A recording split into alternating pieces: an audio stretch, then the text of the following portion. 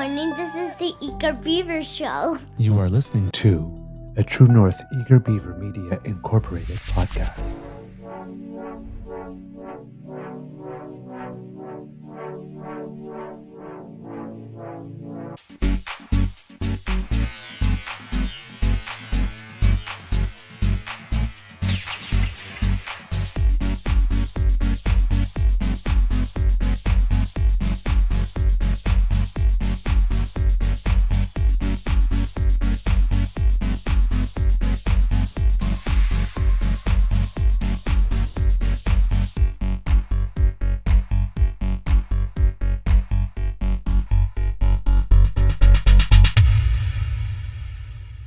The True North Eager Beaver podcasts are proudly brought to you by our founding sponsors, the Misfit Mysteries from Corvid Moon Publishing, your source for science fiction, fantasy, and cozy mysteries featuring a broad diversity of characters, CanadianTarot.com, your uniquely Canadian online eclectic tarot community, and the Peppermaster, hot pepper sauces made from farm-fresh ingredients to thrill your taste buds and expand your mind.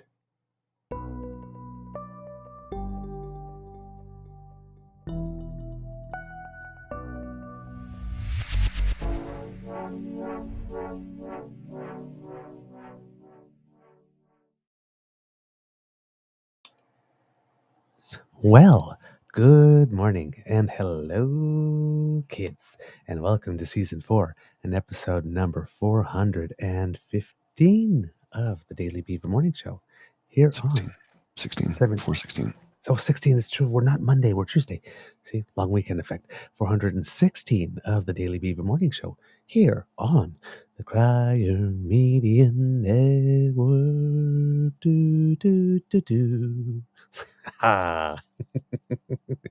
Today, recording day, is Tuesday, July 2nd, 2024, the day after Canada Day.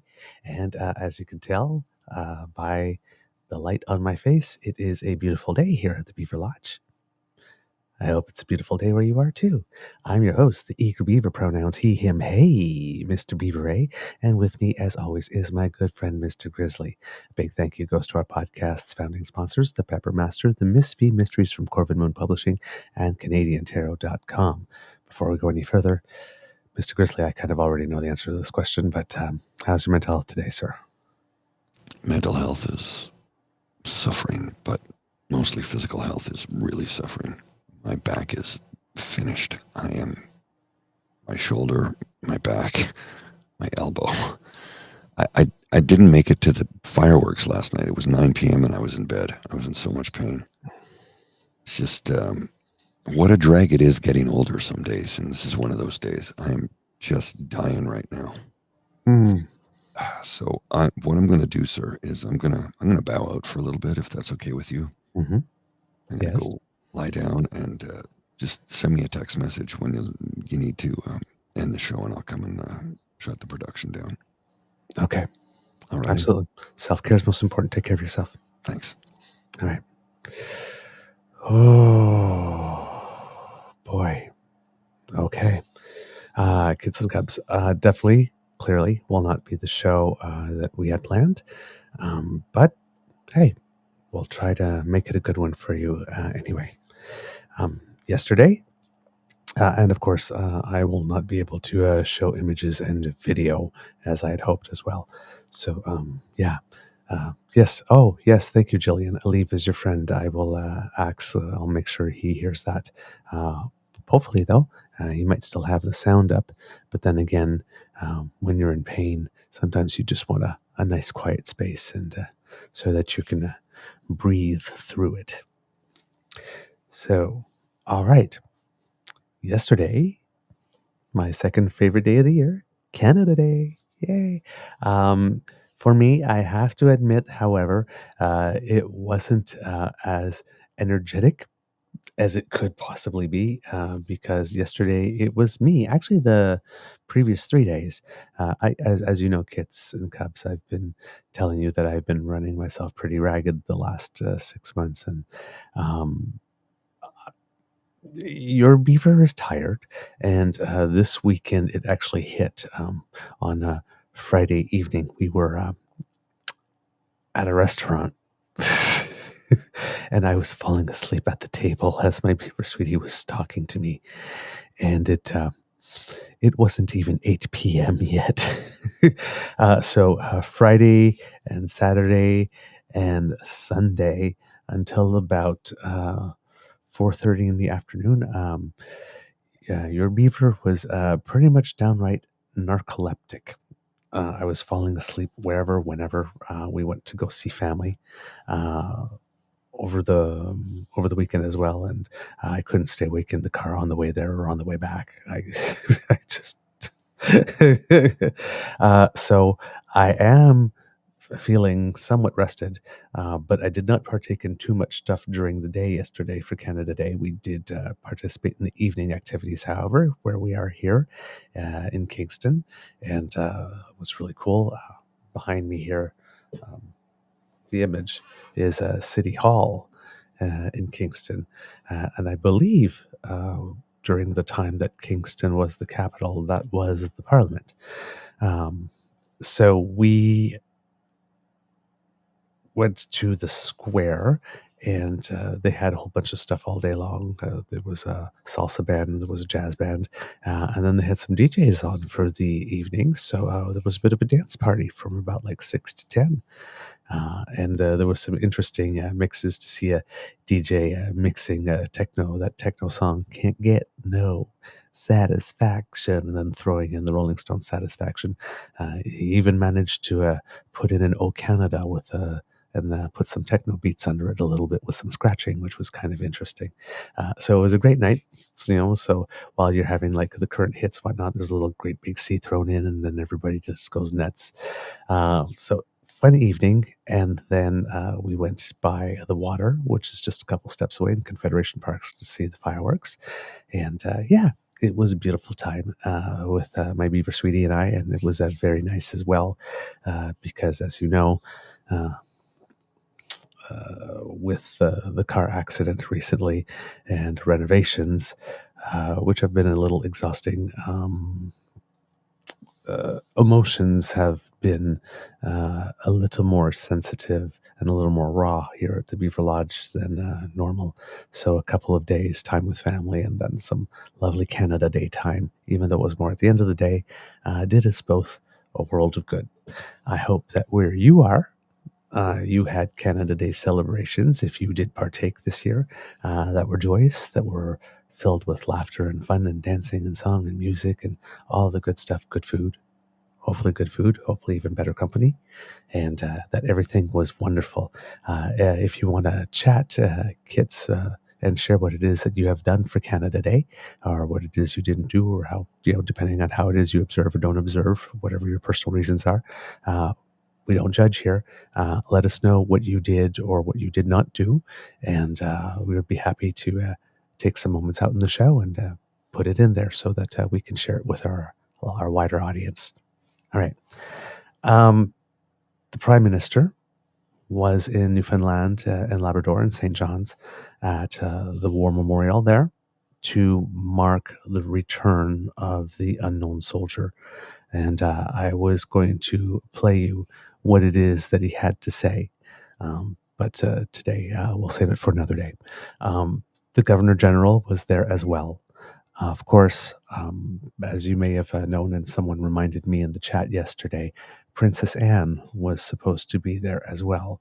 And, a lot of us don't have time for many of the royals, but we seem to have time for Princess Anne. She seems to be I was going to say seems to be the normal one, but the norm seems to be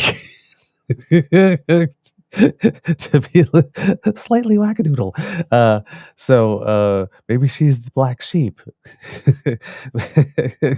by virtue of the fact that she does the job well and relatively without scandal, and people seem to like her.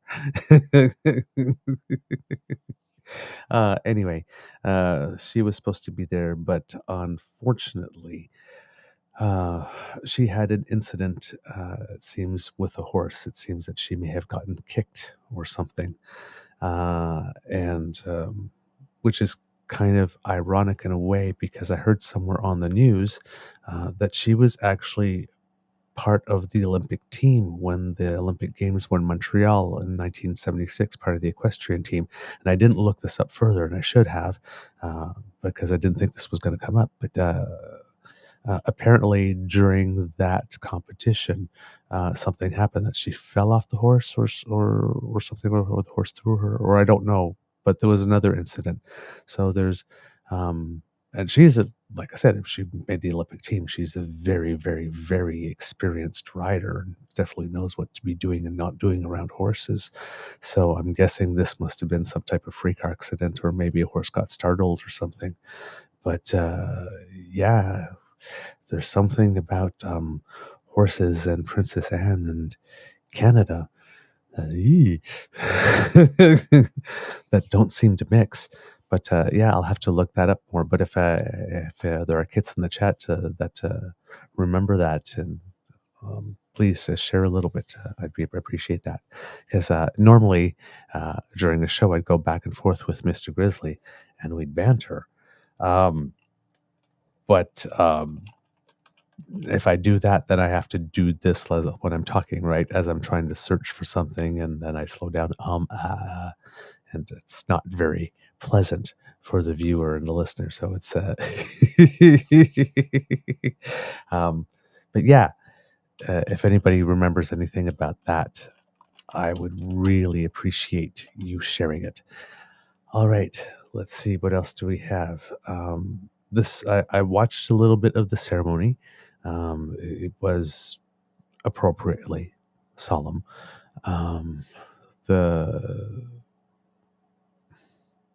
I don't know what you say, to be totally honest, at a time like this,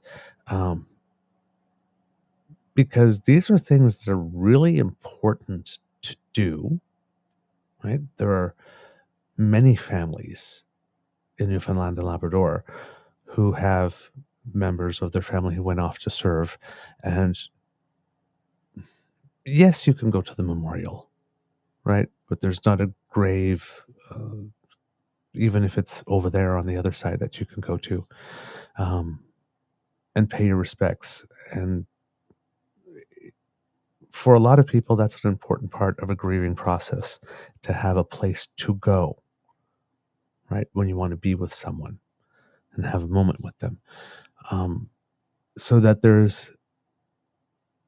are the remains of an unknown soldier that I guess they've been able to tell comes from Newfoundland and Labrador, and is being returned and being returned and interned at the War Memorial, which it was the 100th anniversary as well.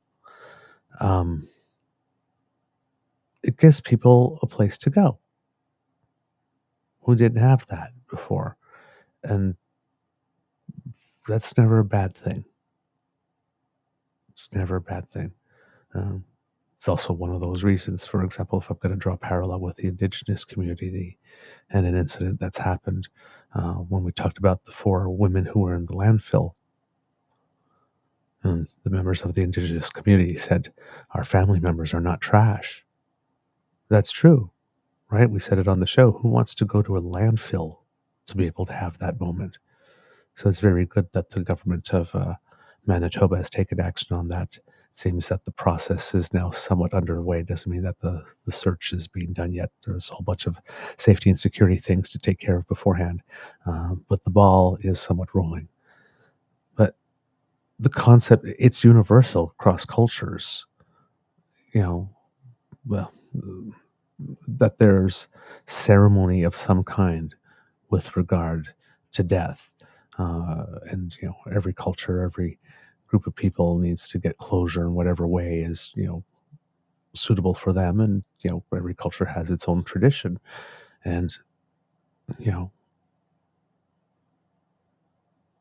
having a place to go to, sometimes it's a gravesite, sometimes it's a war memorial, sometimes it's under someone's favorite tree, right?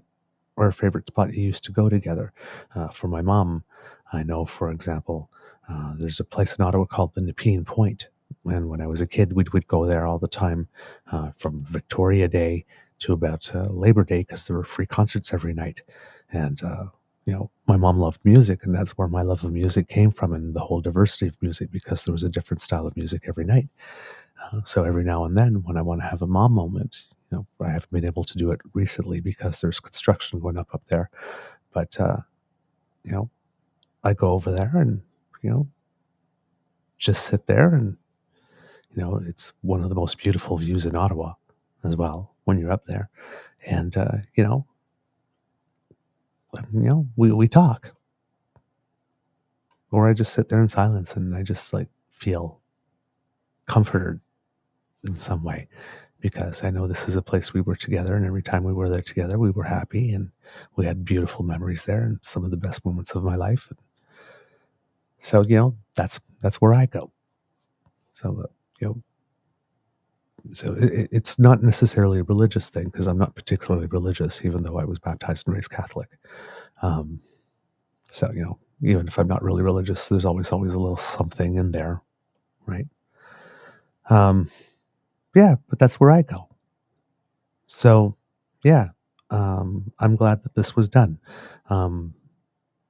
It's like I said, it's a solemn moment, but it's a moment. It is a moment of pride, in that we're doing the things that need to be done. So yeah, I was happy that the Prime Minister was there. Like we mentioned on the show yesterday, there was some people trying to make a big deal of the fact that the Prime Minister was there and not somewhere else, or not in Ottawa. Chrystia Freeland, the Deputy Prime Minister, took care of that. The Governor General also wasn't in Ottawa, for what that's worth. The previous night, there was an event for to recognize Beaumont, the whole participation and the sacrifice of the province of Newfoundland and Labrador. Did for Beaumont Hamel. I believe it was the 90th anniversary of something for that. The Governor General was there with the night before. So yeah,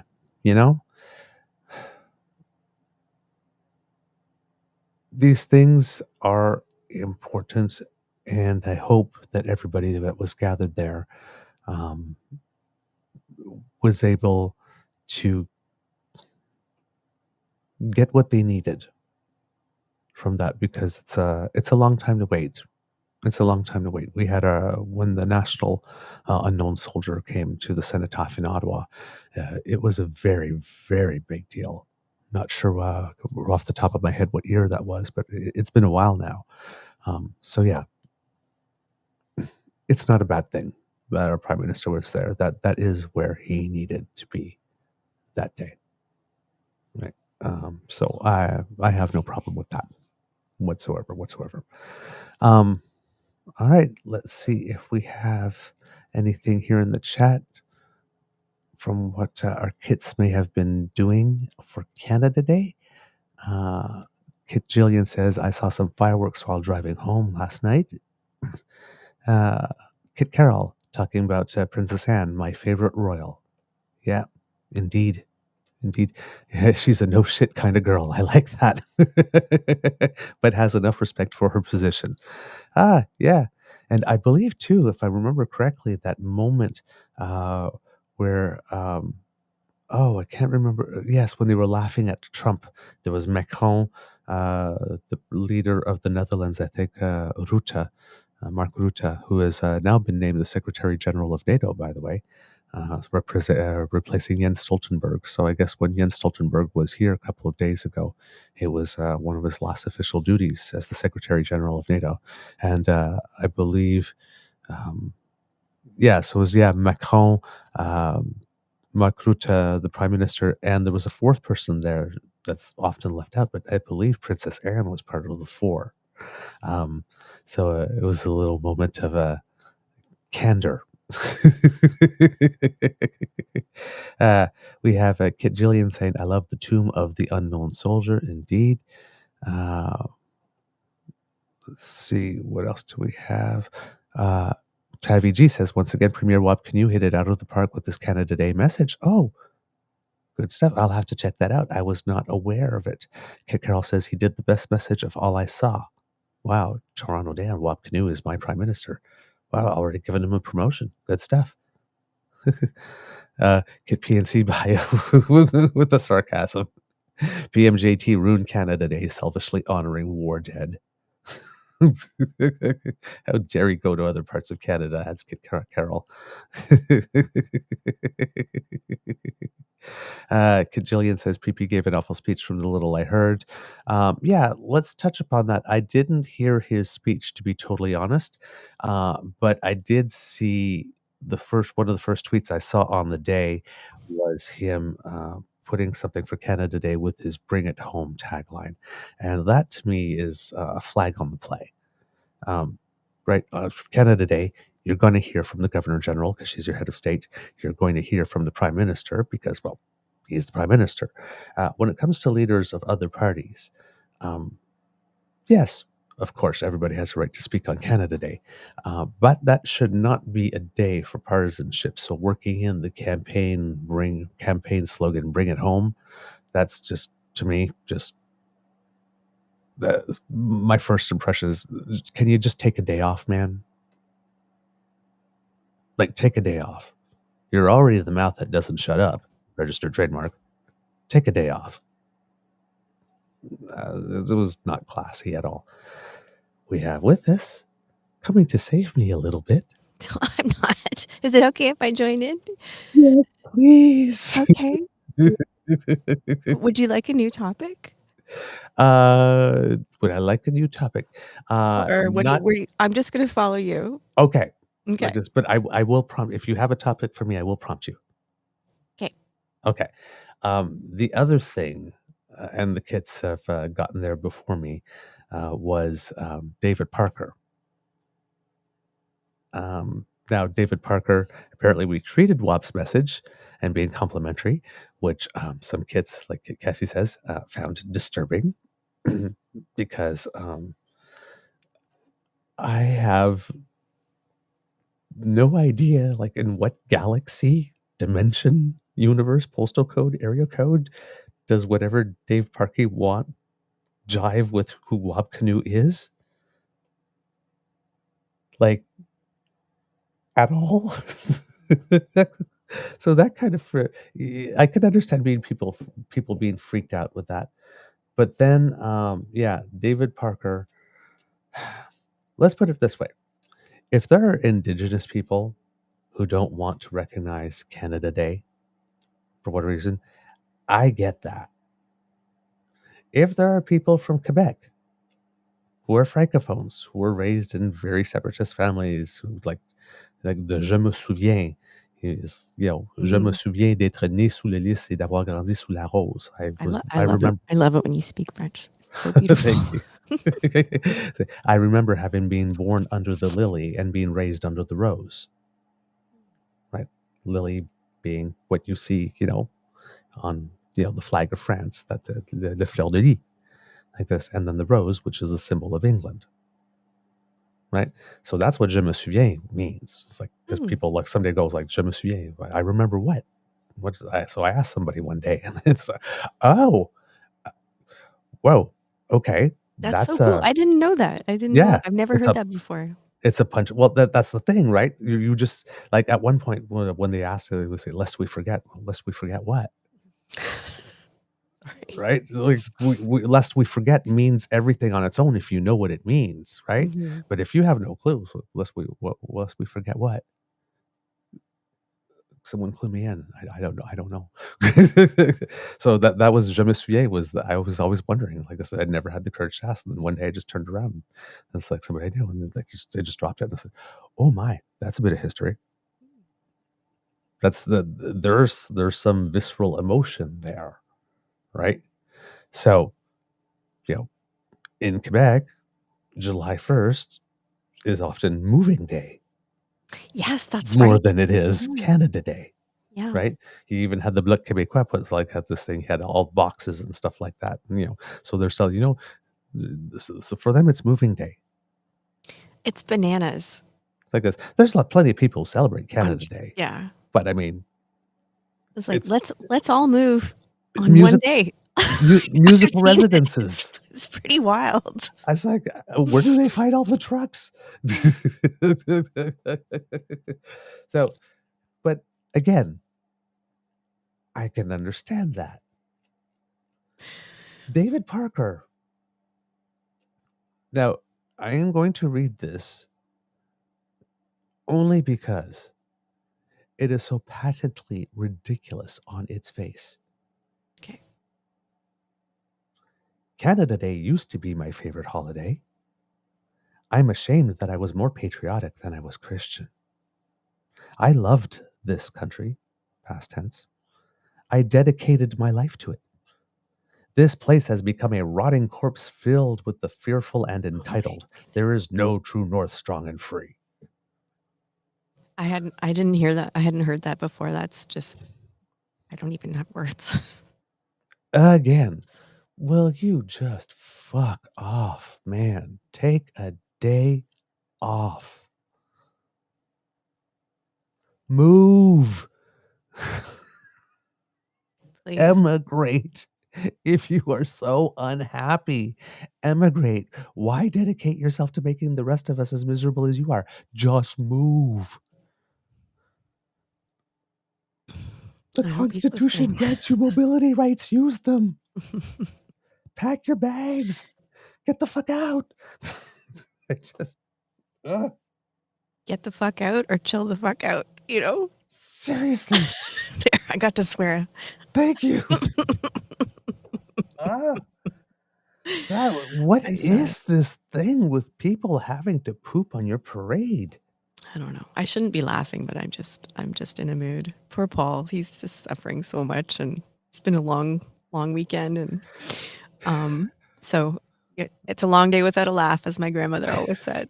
Right? Right? Oh my word! Yeah, there have been we have to have had a laugh at some point those days because, oh my God! But no, I'm thinking about that now. What you said, and it's like there were times this weekend, well, since Thursday, that I've been sitting there and going, oh my God, this is all just so heavy. Yeah. Ugh. So, and when you're in the middle of it, it's just becomes more and more and more. And at one point, it's just like even like you just like hear like two words, right? And it's just like, oh God, we're going here again. Yeah. It's a good weekend, but it's a tiring weekend, you know. Yeah. My mom's birthday is July 1st, so I tend to celebrate that. Mary How was Charlotte, that? prettiest girl in Renfrew. They were up visiting. She really was. Well, I love it. There you go, stepfather. Mary Charlotte. There. Mary Charlotte, the queen. You could take this one for a while. There Oh, thank you. you. Oh, look at that! Did you see the light reflect off it there for a That's second? beautiful. You know I love that crown. So my parents came up to for my daughter's grade 12 grad, which was like so emotional, like just like everybody. I was with my foxes, my mom foxes, and we were all just like ah. And so that was sort of the kickoff to the weekend. And I don't know if you want this story, but Yes. Okay, so it was really hot and they didn't have enough seats for the grads. So I had a nice spot on like my foxes and I were in the like the main level. And then the grads needed seats. So we're like, oh, we'll go up to the balcony, no problem. It was so hot that we almost passed out. No. We're just like, we're crying, we're dehydrated. We're like, oh my gosh. It was quite something, but it was magical. It was absolutely magical. And my parents got to be there, and my son flew in from he took a 5.5-hour bus ride from Peace River, took a red eye from Edmonton, and made it to the ceremony, sat up through the whole ceremony, and then passed out in his dad's car. Imagine. He was so tired. So it was like anyway, I'm sure he's more tired than me today, but because he's back in Peace River as of last night. So that was a very quick in and out.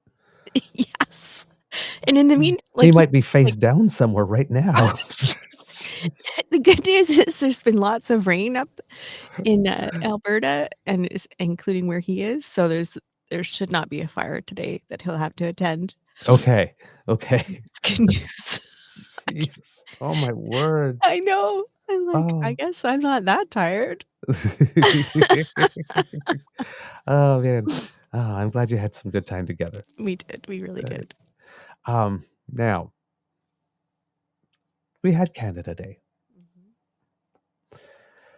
But the big news is what happened south of us. Unfortunately.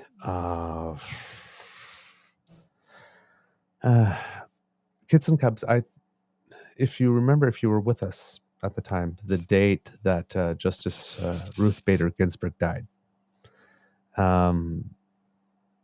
that was a rough day for me at home because, as you know, I'm a strategist, and when things happen, I can game things out rather quickly. My mind just goes, what does this mean? It means this, that which means this, which means this, which means this, and if this is true, it means this could happen. And I'm already, several years down the road. And the thing that I most feared when I heard that she died and that the court was going to go swing the other way definitively. Well, look at it this way. With the Roe versus Wade decision that terminated it, they basically wiped out her entire legacy. Like within, the country's over 200 something years old, right? Within the space of a blink of an eye on the timeline of history, they just literally erased her life's work. It's devastating. It is. It's still devastating. And that was the first one, right? But what happened this week is the stuff that I was worried about instantly upon hearing news that she died. There's one decision that's getting all the attention. It's the one that came out yesterday.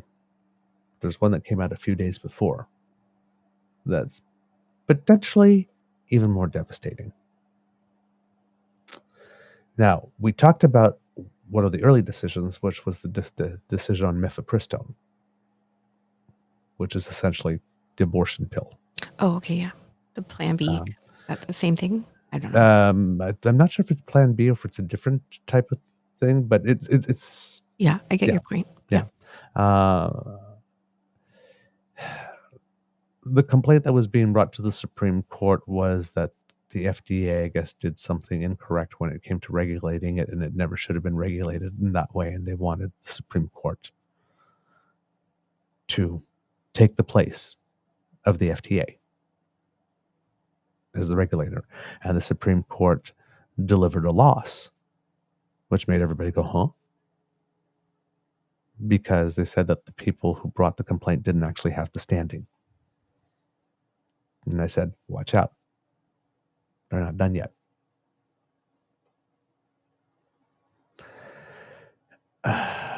There's something called the Chevron case, which happened a while ago.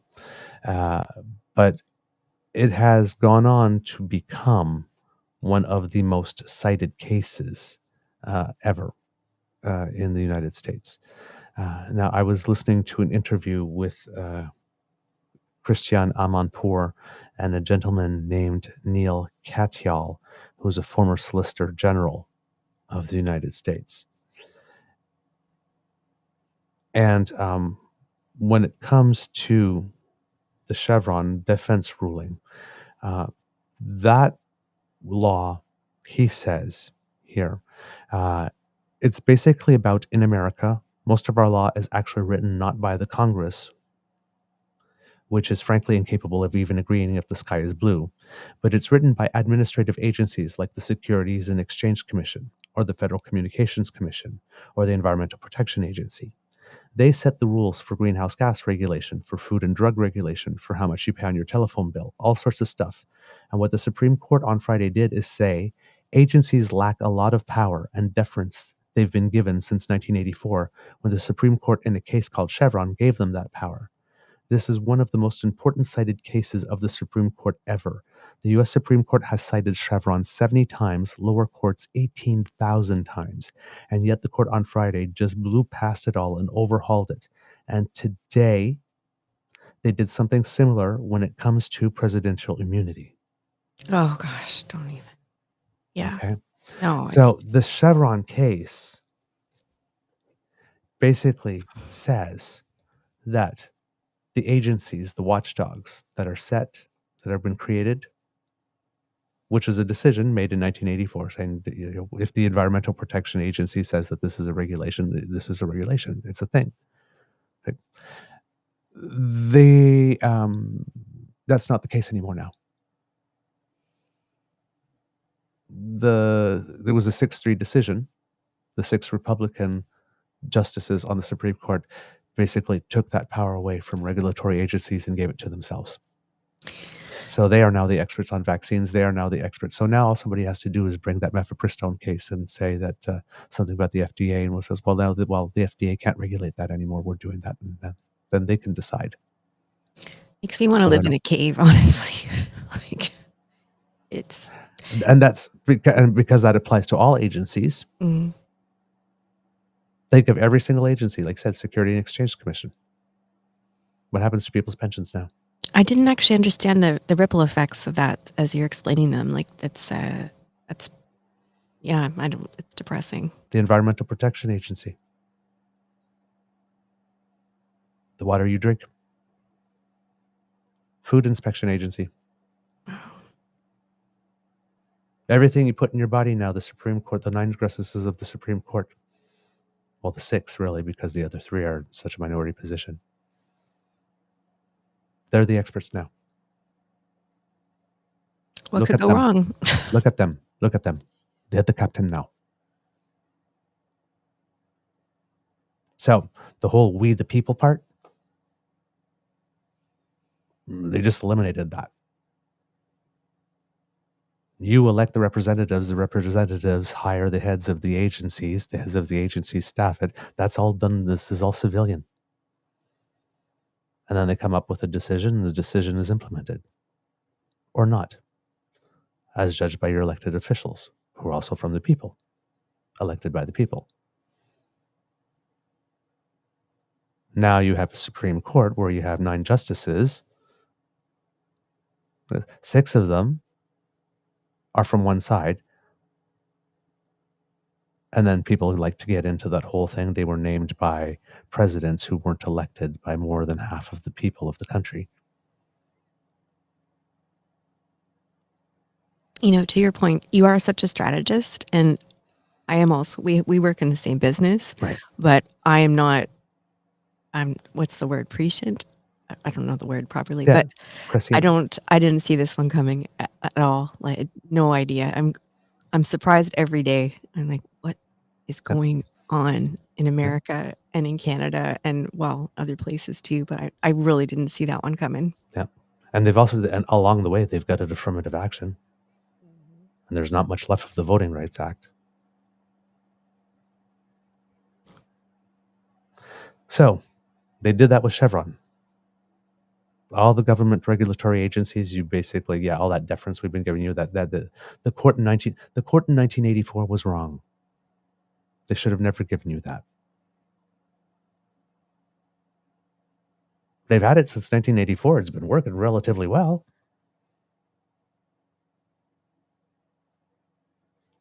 But nope, you can't have those nice things anymore. In one fell swoop, they just said that, when people say red tape is also citizen protections. 6 people appointed by presidents elected by less than half of the population because of the electoral college system, is how it screws things up. Or imposing their will on everything henceforth, except one thing, which is what they did with the immunity decision. Right. So while they took away all regulatory power away from the people for how everything we put on in our body, planes that we get on, safety standards, they're the judges of that now. When it comes to presidential immunity, the Supreme Court has decided that in certain cases, there is presidential immunity. Now, at first, this is going to sound kind of normal. They're pretty much stating something that would be, said, well, what's this decision about? If you're just listening on its face, they're just stating how things are. So there are three categories: core constitutional acts. So those are things that are literally written in the Constitution. You don't need immunity for that because it's absolute. That comes, So, and that's how things are currently. People would say official. Then there were official acts of the president, and those come with presumptive immunity.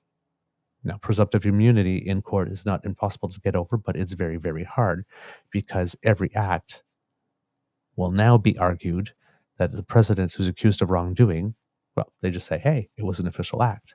And then they have a presumptive immunity that the prosecution would have to try to undo so that they can move it out of the category of official acts into an unofficial act. And then the third category, which is unofficial acts, which come with no immunity. So people would say, well, that sounds kind of normal. Well, the thing that's a little abnormal here is that for the things that are deemed to be official acts, that immunity is presumed is new.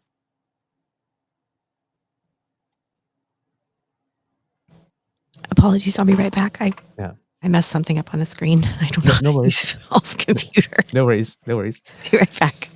So it takes the concept of innocent until proven guilty. You have a presumption of innocence. That's one thing. Here, you have a presumption of immunity for official acts.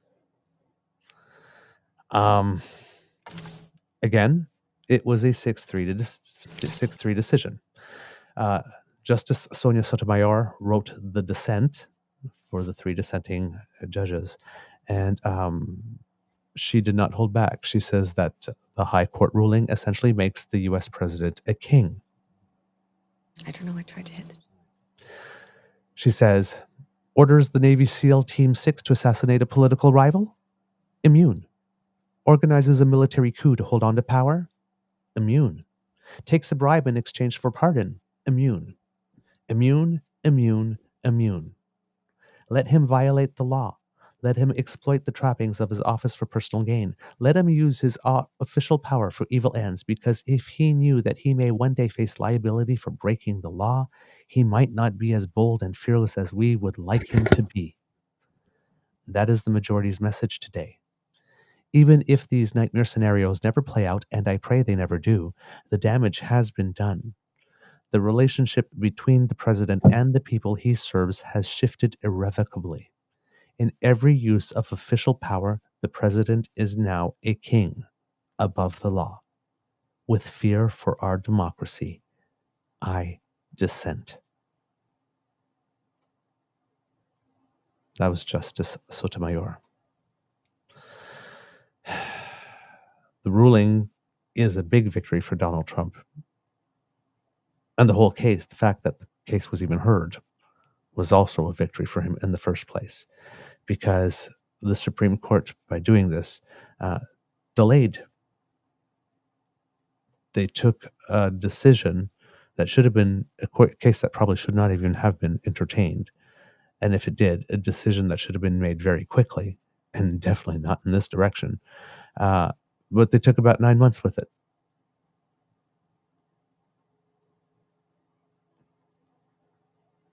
So, yeah. Writing for I know. The chat. So it's Carol saying I could say more, but I'm trying to give up swearing. Sorry. I know. Sorry. So, writing for the six conservative judges, Chief Justice John Roberts said that the presidents may not be prosecuted for exercising their core constitutional powers, and that even after leaving office, they are entitled to at least presumptive immunity from prosecution for actions they took as president. The court, however, did not resolve whether any of the election subversion charges could go forward against Trump. They sent that case back down to the trial court judge, Tanya Chutkan, to determine whether any of the charges were sufficiently outside of Trump's official duties to survive. That ensures that Trump will get what he wanted most, delay until after the election. We had this, for people who remember the election that involved George Bush II and Al Gore, that also went to the Supreme Court. That election was close because there was a third-party candidate, sort of similar to what's happening now with Robert F. Kennedy Jr., but named Ralph Nader at that point, who got enough of the vote that made it so that the election was so close, and then the Supreme Court swung it, some people say inappropriately, to the Bush camp after Roger Stone and friends organized something that has been that's now known as the Brooks Brothers riots or something like that, where they got a whole bunch of people from the whole business community to try and pretend that they were upset and protesting. I'm not sure, and that kind of tried. They were basically the first ones to get out to say, to play the media card that's saying that the election was rightfully theirs and should have gone to them, and they created the public pressure, and I guess the Supreme Court at that time agreed. And Al Gore, in an moment of great statesmanship, he did the opposite of what Donald Trump did. Said, okay, fine. This guy, Ralph Nader, was in that election that made it such, and that was the election that elected George Bush II, which appointed John Roberts to the Supreme Court, who is now making this decision, writing this decision. So he was out there, blah, blah, blah, blah, blah, blah, whatever. Like this, of course, Hillary mentioned in there because they can't quit her. And everybody was like, you might want to sit this one out, dude. The whole reason we got a Chief Justice John Roberts in the first place is because you decided to run on that damn. You might want to sit. You of all people do not get to complain.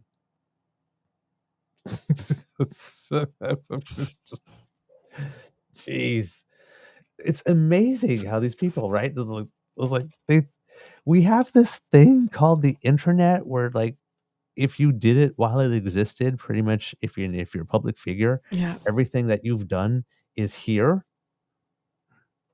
Like, we can check. This is what he actually wrote. A dictatorial, unelected majority in the Supreme Court has just rendered America a dictatorial president above the law. Thank you, Hillary Clinton, whose blundering campaign let the dictatorial Trump become president and led to a right-wing dictatorial majority on the Supreme Court. Yeah, I don't To which someone said, thank you, Ralph Nader, who gave us W for proving that no matter what, there's always a way to blame a woman for the cock-ups of men. We've been intentionally barred from holding the office, but it's still our fault men are so goddamn shitty at it. Fuck you, buddy. Just fuck you. That's from Fakata South, or at Fakata South on Twitter. That's pretty strong. Good. Yeah. I guess chutzpah on the part of Ralph Nader, who cost Democrats the 2000 presidential election, gave us 8 years of a Republican presidency that led to 2 failed wars in the Middle East, record levels of debt, a missed opportunity for climate progress, the appointment of the most right-wing Supreme Court Justice Sam Alito, and the deepest financial crisis and recession since the Great Depression, to name only a few. So yeah, it was like, why did you pop out of your hole? You're gonna make me pee my pants. Yes. Now, Kit T. Wigmore said, I did enjoy Nader's work for consumer advocacy, yes, but running as a third party, not possible to do anything but disrupt given the U.S. system. Agreed. So, and here you go. Yeah, you got PNC bio. Here go. So Trump officially did stop an attack on the Capitol. There's reams of evidence of agencies not being called to stop it. Indeed. But here's the part. I'm going to get to the good part because the Supreme Court, when they're trying to help Trump, there's always a little bonus in there somehow. So, here's the thing. While unofficial acts have no immunity,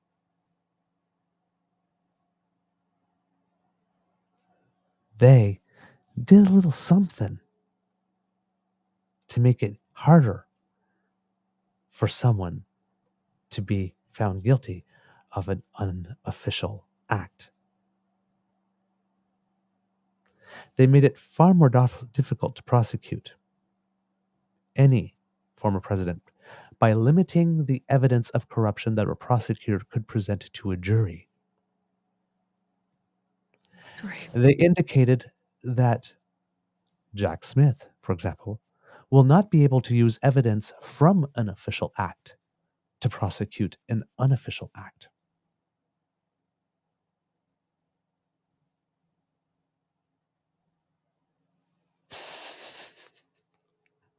I don't know if you saw Cassie's comment. Hi, Cass. A Ross Perot to shake things up needed. Shit. Oh, man. Yeah. So basically, if you think it's hard to prosecute a president now, what happens is that before you can even get to the case of whether or not he's guilty, you're going to have to go through the whole step of arguing before the courts whether or not what the president did is an official or an official act. And that can go all the way up to the Supreme Court for a ruling like this immunity thing to delay everything before you can. So they just created a whole other way for someone to delay something for 4 years. And so we get to the part of the program now where every time we want to bring a president to court, we have to argue before the court whether the act was official or unofficial, and you can know your hands are tied because you can't use any information that was committed during the course of an official act as evidence within the case, and you can't bring also any evidence relative to the motive of the president. But to prove a crime, you have to prove motive, intent, and opportunity, but you can't bring any evidence as to motive. So how do you do that?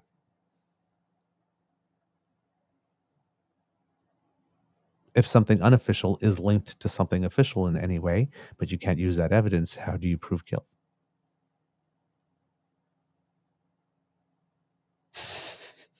I don't know. I'm not a lawyer. I just play one on TV. I don't, but it's like... It's How do you know all this stuff, Douglas? My mind is a very, very, very weird place. Very weird place. It's frighteningly organized in a certain way that I can just like pick up these little files.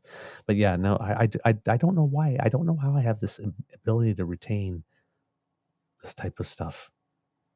But it's, yeah, this is weird. So this Neil Katyal guy was a former Solicitor General. He was asked if the decision was what he expected. He said it was not. It was a big win for Trump and a big loss for the American Constitution and our democracy, as Justice Sotomayor said. Even before the decision was rendered today, the whole thing was a big win for Donald Trump because the Supreme Court took many months to decide this case when normally they would have acted much more quickly. And what that did is effectively make it impossible for Donald Trump to be tried for his alleged crimes on January 6th before our presidential election in November. But what the decision today did, which what I think was pretty unexpected, was to make his prosecution even harder should he lose the election, because it's going to change the rules. In America, we've generally had a tradition that no person is above the law. That's why we fought our revolution, and as Justice Sotomayor says in Dissent, that's not true anymore. Now, the president or a former president is going to have a massive amount of immunity for actions he undertook while as president. So, in her dissent, Justice Sotomayor also said, this quote gives former President Trump all the immunity he asked for and more, adding that it makes a mockery of the principle that no man is above the law. And the Chief Justice responded, the president enjoys no immunity for his unofficial acts, and not everything the president does is official. The president is not above the law. But what does that actually mean? Neil Katyal says, the majority draws a distinction, as you said at the outset of the program, between official acts and of the president to which there is immunity, and unofficial acts to which there is not. And so the Chief Justice is technically correct in saying if it's an official act, no person's above the law. The problem is that the same opinion says everything the president does is presumed to be an official act. And as they apply the official-unofficial act distinction to the allegations against Donald Trump in the criminal indictment, it's really scary, because the first bucket of challenge of accusations against Donald Trump is that he pressured the Justice Department to throw out the election results and impugn their integrity. And the Supreme Court says that is clearly an official act. That is not something the lower court can examine anything about. And then they go on to say, with respect to pressuring Vice President Pence to throw out and decertify the election results on January 6th, or pressuring other people for the 180 minutes in which Trump did nothing on January 6th, they say, well, maybe those are unofficial acts. Maybe they're official. That's something for the trial court to determine. But they say that the trial court can't examine any evidence about Donald Trump's motives for taking the actions he undertook at the time and deciding whether something is an official or unofficial act.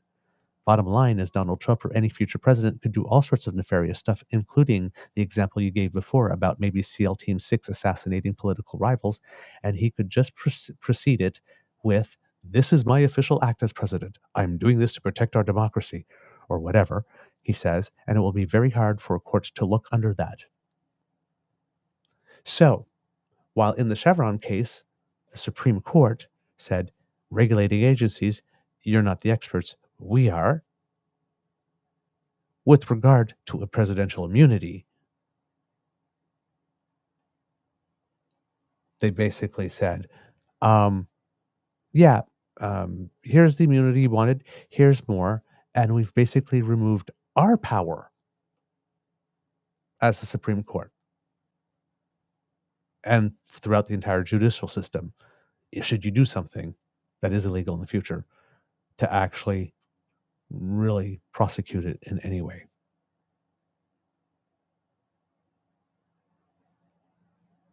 So they power grabbed on one hand and completely surrendered the entire power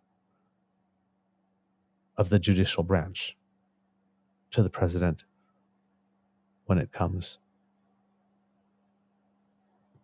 to acts that may be illegal, or acts that would be illegal. Now, these powers are in effect now. Biden could use them. Biden could turn around tomorrow and say, I'm expanding the Supreme Court to 14 seats or 13 seats. That would be pretty cool. And pretty much nothing they could do. Here's my official act. So I thought that there was no way yesterday that they were going to grant this power, certainly not at this time. And it's like, these father muckers are so bold that they're counting on the decency of President Biden being a good man to not use it and to leave it there for the next guy. They are literally mocking the people of the United States of America. We're going to do it now. Biden could do it. Biden could be the first. Biden could be the one to go down in history to abuse of these But right now, there's nothing stopping Biden from declaring himself president for life. And they're relying on him not doing it and leaving it for the next guy. That's balls. That's literally looking at you right in the face as they're shaking your hand and laughing at you.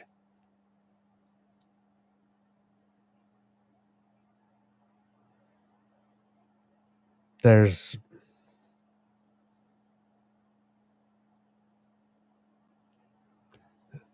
that, as Canadians, that puts us in an extremely vulnerable position.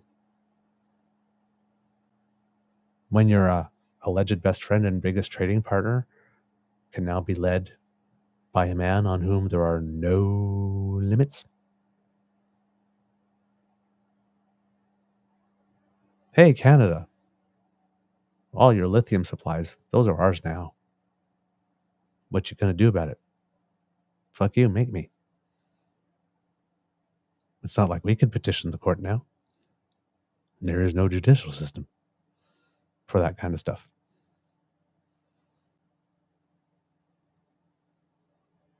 We're fucked.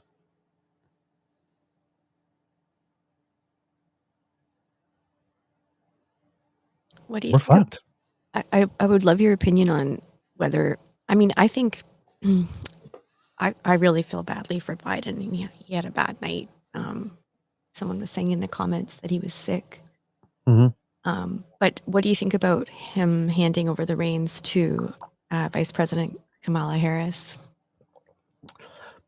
I saw a meme the other day. You know those memes that kind of, on one hand, they sort of like punch you in the gut, and the other one, then you go, because it's true. Said, the problem they have with Joe Biden's age is the color of Kamala Harris's skin. Oh, wow. You know, a girl can dream, but if Trudeau would hand over the reins to Chrystia Freeland and Joe Biden would hand over the reins to Kamala and they were both in charge, make a better world, I think.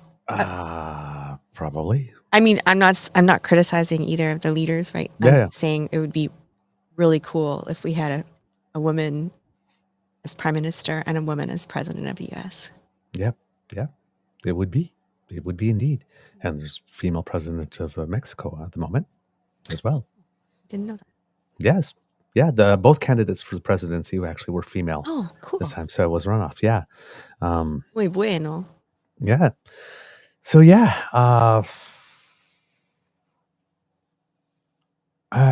nobody knows what this means at the moment, but our American, like, this is completely out of our hands. We have no influence on what's going on. We can't influence the American people at all. But I mean, the table is set legislatively in the United States for the next time they get a Republican president. There are no rules. There are no rules. The president can do whatever they want, and the 9 justices of the Supreme Court are the experts on everything. That was fast. And it happened during the Biden presidency because other than change the number of justices on the Supreme Court, there's not much the president can do. No, sorry, there are 3 separate but co-equal branches. I'm just giggling because of what Cassie said. Sorry about that. Go ahead. So, Yes. I didn't mean to interrupt, but yes. Cassie, are you reading it? Yes. Two go old ahead. geezers debating for leadership of the world's superpower about whom has the better golf handicap almost made me start building a bunker on the ranch. Right? It's funny. Right? It's funny. I know, but it's like, it's just how much. I'll be there. What screams old more than two men over the age of 75 go, well, you're handicapped. Well, yeah, well, it is. Can you carry your own bag? It's like, and the moderator's like, yeah, let's not be childish. Oh God, we passed that station years ago, honey. Gee. Like Rip Van Winkle on the bus. It's just like, you missed your stop 20 years ago, buddy. Ding. Gentlemen, let's not become childish. Come on. Jeez. But yes, I know. I was like watching that moment, and I'm thinking, it's like, yeah, this doesn't scream old at all. It's just, my golf game's better than yours. Okay, well, let's go on the links and fight it out. Can you carry your own bag, or do you need a cart? Jeez. Look at me. I'm wheezing, and I can still carry my own bag. It's just like, I don't even. This debate moment brought to you by Geritol.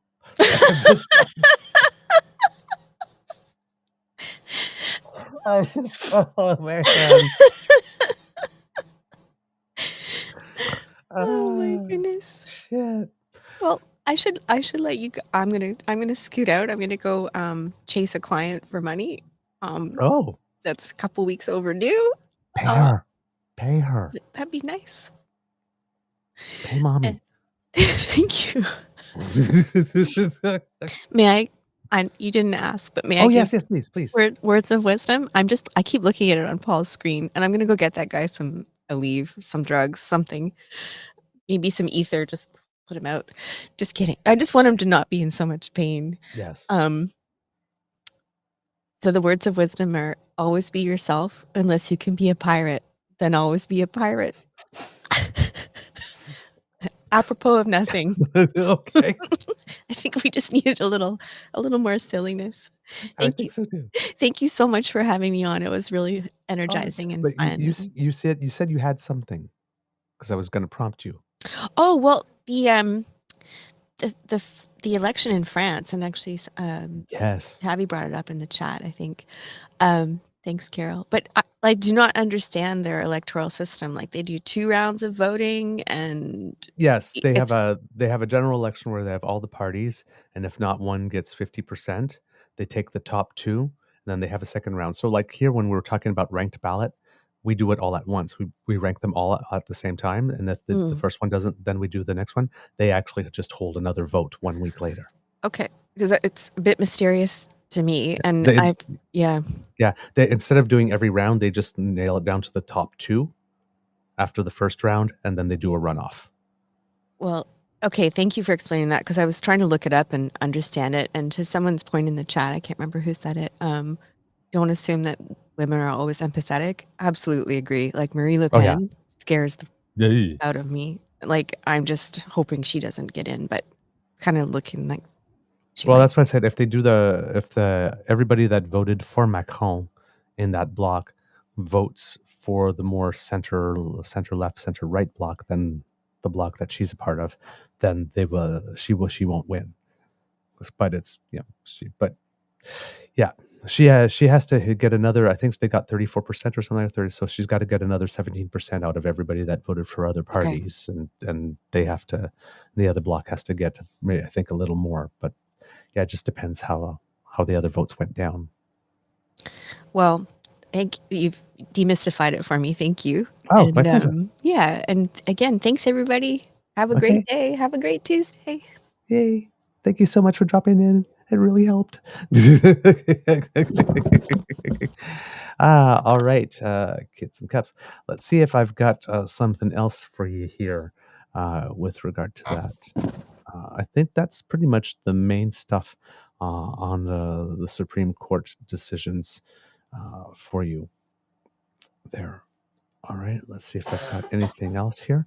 Also, for Canada Day, I forgot to mention the Royal Canadian Air Force performed its biggest flyby of the last 20 years, calling it a parade of the sky that featured some of the force's oldest and fastest aircrafts, which was a very nice touch to the celebrations. Here we go. Also, I believe yesterday when we were talking about the tomb of the unknown soldier in Newfoundland, that one of the materials being used was labradorite, and somebody sent me something saying that it was a gorgeous stone. And yes, indeed, it's a Canadian gemstone that comes from several places in Newfoundland, including Tabor Island, Corner Brook, and various parts of Labrador. It is absolutely beautiful. And again, I was intending to show it to you, but we don't have Mr. Grizzly with us at the moment. So, but that's okay. Couple of other things that may have just a little bit of news that you might want to be aware of. There was a study, Australian-led global study published in the Journal of Nature, Ecology, and Evolution that has shown that over the past 2 decades, extreme brush fires have more than doubled in frequency and intensity. This is research by the University of Tasmania, and it reveals that the past 6 the 6 of the past 7 years have been among the most extreme on record for wildfires. Dr. Callum Cunningham, who's from the University of Tasmania, analyzed 21 years of satellite data from NASA to be able to come to these conclusions.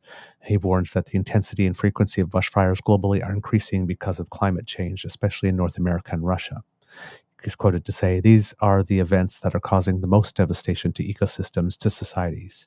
So last year in Canada, for example, there were unprecedented in scale and carbon emissions. Instead of having a fire season that might go for 6 weeks or 2 months, like in 2019, 2020 went for 7 months. And he was also referring back to the 2019 Black Summer fires in Australia as well that destroyed an area the land size of the United Kingdom. Greg Mullins, who's a former fire commissioner in Australia for the state of New South Wales, said that the longer brushfire seasons are putting immense stress on emergency crews. Quote, "We've got this incredible fatigue. We've got mental health issues, people seeing people killed, losing their homes. I'm now a volunteer firefighter still on the front lines, and you do find yourself in a state of despair." And I'm sure that would have been the case for a lot of people helping out in Canada, particularly last year and again this year. The University of Tasmania says that in addition to here the boreal forest, other hotspots worldwide, because we don't hear about them so often, but there are often big fire events going on there too, are in southern Africa, parts of Europe around the Mediterranean Sea, and South America. And last year there were fires in Greece that we talked about a bit, and I think there were some in the Amazon rainforest as well. So yeah, that's the latest research in that domain, which again, gives us all the data that we need to try to motivate our elected officials to act with a little more urgency. However, unfortunately, there are certain of our premiers who seem to be immune to data in particular. With regard to wildfires, there was a little bit of news in another front. Investigators are trying, at least at the last reports that I heard, were trying to get into Fort Good Hope in the Northwest Territories to investigate a helicopter crash there. But wildfires in the area are making it difficult. The helicopter was involved in firefighter efforts when it crashed at the local airport. There was no word at the time of the last report of that I was able to hear about any deaths or injuries. But Fort Good Hope has been under evacuation orders since June the 15th. So that's a little bit going on there with result. As it pertains to that. In a little bit of international news, we talked about Haiti for a bit, and we mentioned that there were police that were supposed to be going there to help with the violence over there.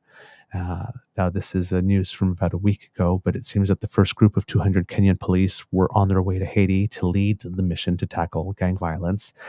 Kenya was scheduled to be the head of a 2,500 member security force that involves several other countries, including Nigeria and Chile. And they are trying to bring back some order to the island because armed gangs have been controlling most of the capital of Port-au-Prince for the past several months. the day after, on the 25th, the first group of officers had arrived in Haiti. So that was some good news. And in Kenya itself, you may have heard, there were huge protests last week. And there was a storming of the parliament buildings there. So protesters burst into the parliament buildings. They ransacked. Protesters did post video from inside the National Assembly chamber, with one demonstrator declaring from the speaker's chair that the country's leaders must resign. Sounds very familiar, doesn't it? At home, the Kenyan president at first was vowing to quash unrest at whatever cost. The country at that time had been in turmoil for about a week, and the protests were rolling. Chaos first erupted in the capital of Nairobi and then spread to towns across Kenya. Protesters were mostly young protesters, and what they were protesting, unlike the situation in the United States, where they were led to believe something that was not true and sort of ginned up. In this case, this was sort of an organic thing that happened because the government had proposed a finance bill that would impose new taxes at a time when many are struggling with the high cost of living. Now, things have been really tough in Kenya because there have been droughts and floods over the past few years as well, just heavy rains and then floods. But the government had backed off some of the most contentious issues. But for example, after this all inflation that we've experienced, and in certain countries it's been way worse than we've had, they were proposing a 25% duty on cooking oil, among other things. So that got to the people to get really upset and start revolting. Now, the government, as we mentioned, was starting to back off some of the more contentious measures, but demonstrators wanted the bill scrapped together. There was a protester that was quoted in some of the reports saying, "We are not amending, we are rejecting everything. Withdraw it."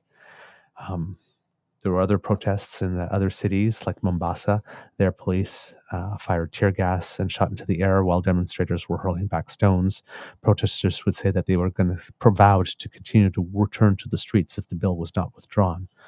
In Nairobi, the military was even deployed to be able to help with what was going on with Parliament, because he even set a section of it on fire. There were at least 13 people killed. So it was a big thing. There were even protests in the president's hometown of Eldoret. And there too, they were vowing to hold daily demonstrations until the bill was withdrawn. The president, William Ruto, had emerged to address the nation originally, blaming the violence on criminals who he says infiltrated the protest movements. And he said, "We shall provide a full, effective, and expeditious response to today's treasonous events." But it seems that he was kind of misreading the mood at first. Professor Karyoji Korigia at the University of Toronto African Studies Center suspects that Ruto wasn't assessing at first properly the level of anger among Generation Z and their ability to mobilize online.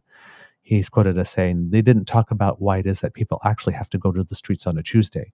Demonstrators say there's still time to stop the president from signing the bill into law. The president was still at that time set to sign the controversial bill into the law. He was vowing to do that. And he was issuing orders for Kenyan troops to be deployed to help police face down protesters."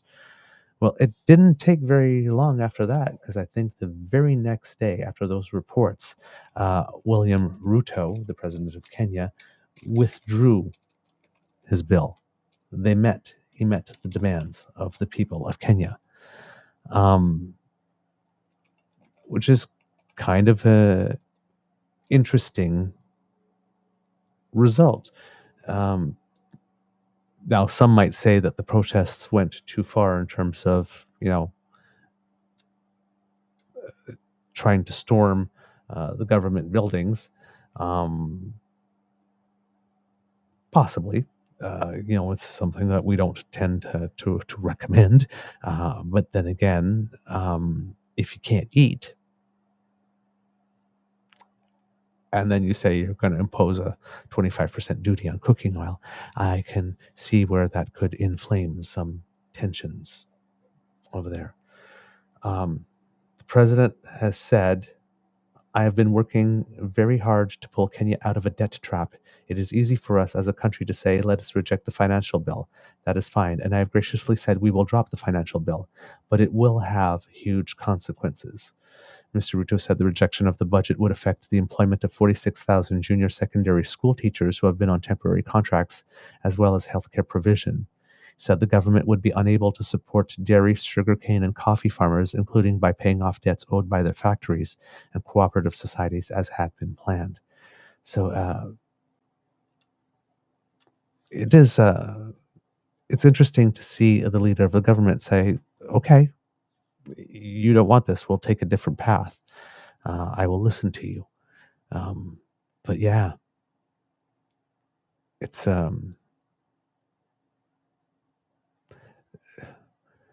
all the people here that are trying to convince us that, Canada's broken. All around the world, things are tough. We all went through a pandemic. The world stopped for everyone. Right? There are just people who had a better situation than others going in, and people who did better with what they had during it. But nobody emerged from this better than they were before. Right? When we're talking about the average person, the average citizen. Right?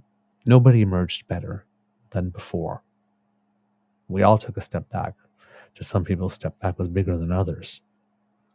So one of the things that I keep on mentioning is when people keep on presenting economic data for Canada compared to what we were doing before. In this particular instance, given what we went through, always ask, what is the data not only compared to ourselves, but compared to our near peer nations? All of this data has to be presented within the context of how we're doing compared to nations that are similar to ours. Comparing to ourselves and to our past performance is always going to yield a negative number. That's only part of the information. But if we are all in the same ocean and all countries took a step back, then the information that you need is not how well we did relative to ourselves, but how well we're doing relative to our near peers. Did we all take an equal step back?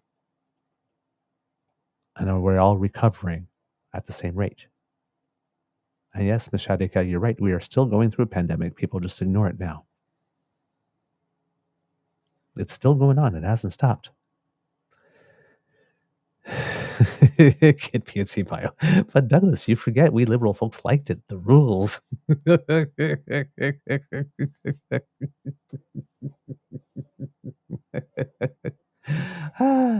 I love that deadpan. It's perfect.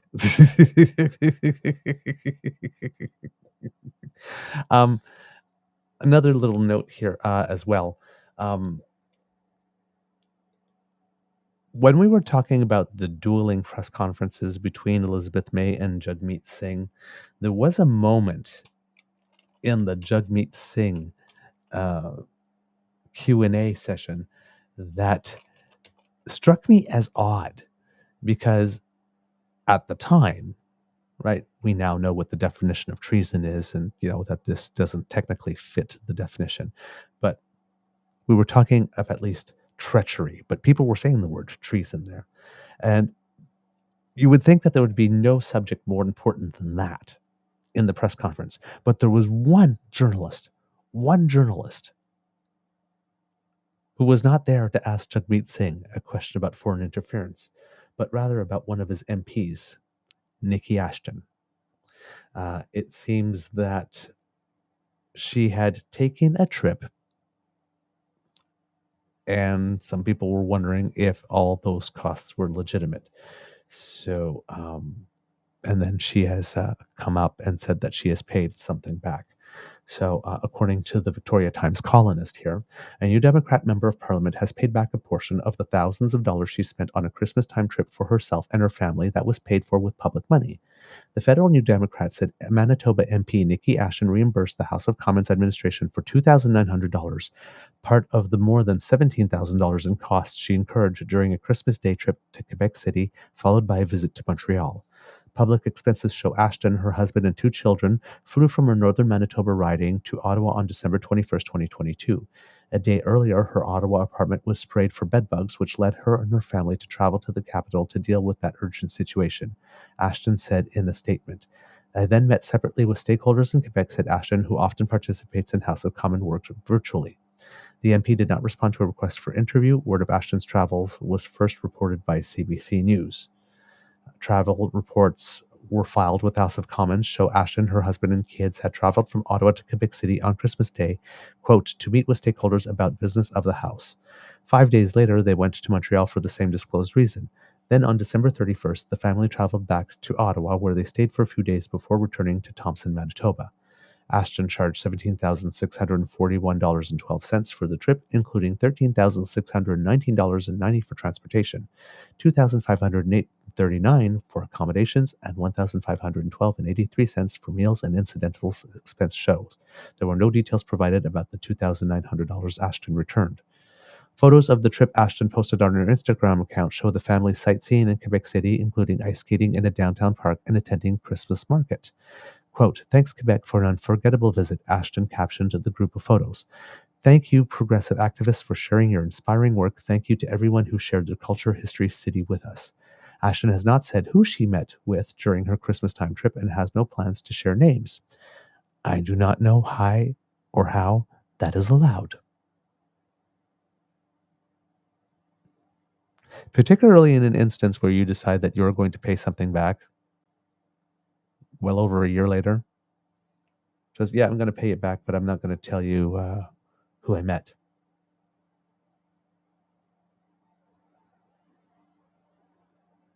That doesn't seem okay to me. The Churchill-Kiwatinuk ASCII MP said she paid back the money, quote, in order to protect the privacy of the stakeholders I met with and to ensure that they were not subject to similar abuse. As a result of media reports around her travel, Ashton said that she and her family have been subjected to death threats, harassment, and abuse. Also, not okay. Quote, the discourse around this House of Commons approved travel has become a distraction to the important work New Democrats are doing for Canadians, Ashton said. My team and I are focused on delivering support for the people in Northern and Indigenous communities who are so often left without the resources they need. That's the end of the article. Now, there is something about this that I'm wondering is that when it comes to MPs travel, whether or not we need to have some type of new system, because every time the Prime Minister takes a vacation, people lose their mind. PP still hasn't told us where he spent Christmas. That's another thing. Nikki Ashton takes a vacation, people lose their mind. This one seems to be have some elements of family enjoyment as well. So it wasn't all business. But then again, on the other hand, being an MP is a very tough job, and when you live in a place that's so remote, and you get to, you're spending time away from your family, and there are travel credits for partners and family for certain instances and certain occasions, because we recognize that, a lot of MPs, politicians who get married often and have to represent away from home, sometimes their marriages don't last. More than sometimes. So trying to do things to make it so that families can spend more time together. Definitely, okay, public service shouldn't come at the cost of your family if it can be in any way avoided. But yeah, so this situation came up, and it seems that after it came up in the press conference, even though this was a trip from, I think, Christmas time 2022, it seems that the fact that it came up and was raised in the press conference was enough to bring enough attention to it to get MP Ashton to return refund some funds. So again, if she thought that something needed to be refunded, again, it just seems to me odd that we would not be entitled to know with whom she met. Now, of course, the climate of harassment, yes, I can understand that. It just seems to me that we need a way to have these things cleared or pre-cleared, or just different rules altogether, and that makes things different for how family can accompany, or what it is that can be claimed. That's just more clear, because in the climate where we're in, where everybody wants somebody to go to jail for something at a minimum, even things that are not illegal, but I don't like it, you should go to jail. We can't keep on having these mindless fights about travel. It's just too easy an opening for that. But yes, this looks like Nikki Ashton took a Christmas holiday at taxpayer expense and added a couple of business things in there to be able to write it off. It looks like that. Yes. But like I said, I can also see a scenario when, hey, I'm going here and, we're going to be apart, and okay, I got meetings at this time, and we got like 6 hours or half a day before we need to take the plane back. Let's go skating, right? I can see both, but again, in PR, it's optics, and if it looks like you took the family on a Christmas vacation and added a couple of business things, then yep, you're going to be caught. Especially if you post about it on your Twitter feed. Just saying. All right, kits and cups. I just thought it was really interesting. Unfortunately, I wasn't able to hear on that day from which media source the question came from. So I didn't know if it was, maybe from a right-wing media that was looking to stir up a little trouble. But I just found it really weird that on that day, when it would seem to me very, very, very clear that the whole attention of the nation would be on the NSCOP file, that somebody would want to ask about expenses on that particular day. But yeah, there we go. And I guess maybe having asked for it in that particular context when nobody was expecting it was enough to raise enough attention to it to actually bring about this action. But either way, yes. Or, maybe after the press conference, there was just a conversation between Mr. Singh and MP Ashton, said, you need to do this. And she did. So there you go. All right. I am going to send a little, sorry here for the stop in programming, but I'm going to send a little note to Mr. Grizzly so he can come and help me wind down. There you go. And thank you so much, Kits and Cubs, for your patience and indulgence today. I had to change it up on the fly, and that you stayed with me for it. I am very, very, very grateful. Oh, so while we're waiting, there is one thing I'd like to mention. Again, it's something I would show you if I could, but I can't. But we were talking about the WestJet strike. You had Don Braid from the Calgary Herald. Federal bumbling to blame for WestJet mechanic strike mess. Of course, published on June 29th, right? Now, on June 30th is when WestJet confirmed the end to the strike. Now, I don't know if Don Braid published an article the next day about federal bumbling to blame for WestJet mechanics strike being over the day after I said they were responsible for the mess. But I might have missed that article. But Andrew Scheer, of course, being Andrew Scheer, right? On June 30th at 6:35 p.m., put out a tweet Responsibility for this disaster lies squarely at Ottawa's feet. That's in quote. Minister Seamus O'Regan has completely botched this file. Thousands of Canadians are stranded away from home and can't see their loved ones, and it's all because of this incompetent Liberal minister. It's all because of this incompetent Liberal minister. Now, that was 6:35 p.m. WestJet confirms that as of June 30th, 2024 at 10:30 p.m., fewer than 4 hours later, the Aircraft Mechanics Fraternal Association are withdrawing their strike action. AMFA members will return to work as scheduled to immediately start work to restore the network. The airline and AMFA resumed talks earlier today for the first time since Thursday. I am on Andrew Scheer's Twitter feed, and I'm looking for the him to have given us his the responsibility for this quick resolution on the very same day of my tweet saying that it's squarely at your feet, lies squarely at Ottawa's feet. Minister Seamus O'Regan gets full credit on this file. I'm guessing that's not forthcoming too, but once again, you sort of see the conservative MO, right? It's like everything is terrible, and it's all the fault of one man or one party or one person. And even if the thing that's so terrible that this person caused gets resolved the very next day or even on the same day you say it.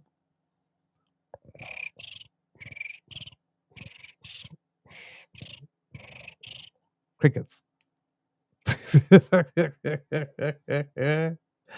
Man, these people. Geez. So, yeah, Kits and Cubs, I do really appreciate very, very, very much your indulgence today. I'm going to start with the extra, and then if I need to stretch while Mr. Grizzly is able to get here, I will do so. Trust me, I've got material. But Kits and Cubs, that's the end of this episode of the Daily Beaver Morning Show.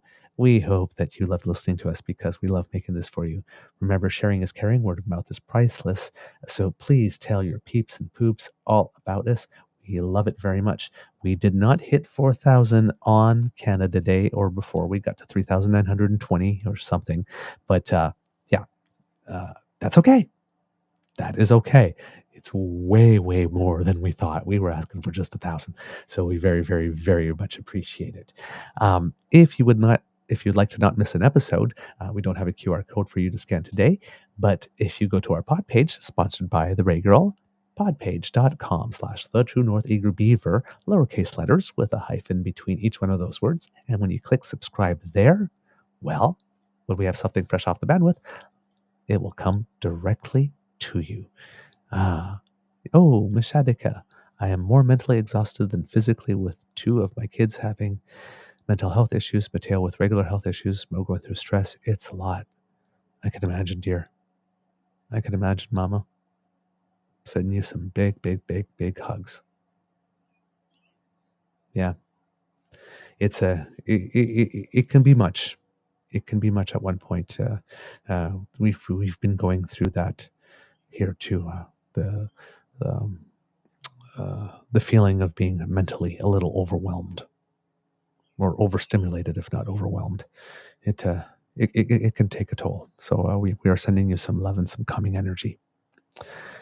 If you would like to help us in other ways, make like Kit Elaine and go to the True North Eager Beaver Media Incorporated YouTube page. Really appreciate if you do that. We have some buttons for you. Like, share, subscribe. Click them, lick them, flick them. Make us happy. We love it when you do it. And if you would like to help us in other ways, of course, we don't have the QR code, but you could go to our coffee page where you will find the Beaver Lodge Emergency Hydration Fund. That's coffee, ko-fi.com/eagerbeaver, lowercase letters, all in one word. And we appreciate that everything that you can do for us there to help us bring this show to you. And your generosity always overwhelms us and makes us very grateful. So thank you for everything that you do. Because democracy is something that you do, if you are involved, if you live, I should say, in Saskatchewan, New Brunswick, or British Columbia, yes, you have provincial elections coming up, possibly even in Ontario. Just saying. So if you're looking to get involved, if you have a candidate of choice, if you have a party of choice, they certainly need some volunteers. Or if you're just looking to help with the democratic process, because the electoral bodies in each one of your provinces will need you to man polling centers and make sure that everything takes place in an orderly fashion on the day. So please look at what you can do. And as always, because we had the day on Memorial Day, in Newfoundland. Also, take a moment, if you can, to put pen to paper to write a letter to the Minister of Veterans Affairs, Federal Minister Ginette Pitsipa-Taylor, and ask her if we can do more to treat our veterans better. Thank you so much. Oh, thank you, Ms. Shadika. I love your background, Douglas. It's very common. Thank you. Thank you. Yeah, I liked it for that reason too. Actually, I didn't want to have something too glaring or too distracting. Yes. Kit Linda M. Reports in the chat here that Rachel Maddow is interviewing Stormy Daniels tonight at 9 p.m., her first interview after the verdict. That should be fantastic. For those who don't know, Stormy Daniels has an incredibly wicked sense of humor. And whip smart. So her and Rachel together will definitely be a good moment. All right. We still don't have Mr. Grizzly, so I'm going to hold off on words of wisdom, and I will be stretching. But don't worry, kids. I have some stuff for you. One of the things that we didn't mention, because we were waiting for that information last week, and it didn't come up during the show, but was the inflation rate. Canada's inflation rate rose to 2.9% last month, which was up from 2.7 in April. The jump came after 4 months of steady decreases and after the Bank of Canada had cut its interest rate for the first time by 0.25 percentage point, just 3 weeks previous to that. The slight reversal downward could force the bank to hold off on cutting interest rates again. Numbers in the U.S. Went in the right direction for them, though, so it could just be a little lag in the sense that inflation went up in the United States a little bit, and now it's sort of, generated additional economic activity, which, spilled across the border. And then, that will happen. That will happen every now and then, right? You sort of go up and down in the numbers. But the Bank of Canada was was hoping for steady or at least decreasing inflation still. So there's an announcement of a rate setting in July, which is expected, which a lot of economists were suggesting would be a second rate cut for Canadians. That might not happen, given this number. Now, we have to remember that inflation in Canada got as high as 8.1% in 2022 and slowly eased its way back to 2.7 in April. Economists expected it to continue down that path. They were calling for 2.6, but we got 2.9. The reason for which interest rates may not go down, despite the fact, is that the numbers for inflation for the 2.7 is the general overall number. And then when you have the number where you strip out the most volatile elements, that number also went up. A few months ago, we had a time where the main number went up, but the number without the volatile elements went down. So it wasn't so bad. It wasn't as alarming. This time, because both numbers went up, that could be the thing that